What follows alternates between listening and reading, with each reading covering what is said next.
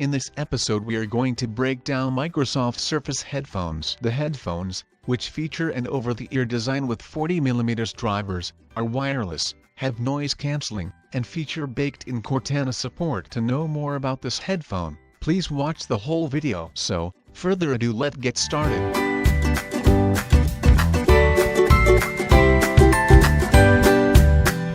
Microsoft has recently released Surface headphones. In our quick research, we found them to be immensely comfortable. The ear cushions felt soft and luxurious, and the 0.6-pound headset felt light on my head.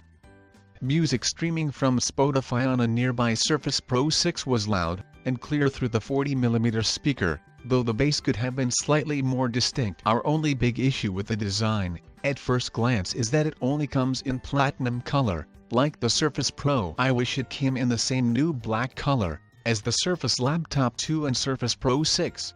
Each cup has a dial.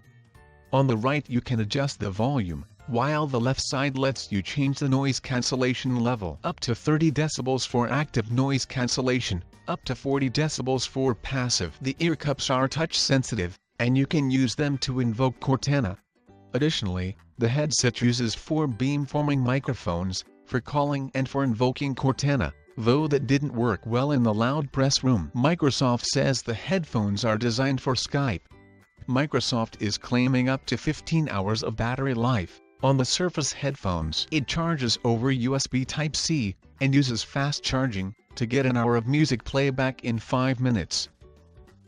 And while the Surface headphones are designed for Windows 10, it also pairs via Bluetooth with iOS, Android and macOS devices. In the box, there's also an attractive gray carrying case and an audio cable for when you want to listen over a wired connection.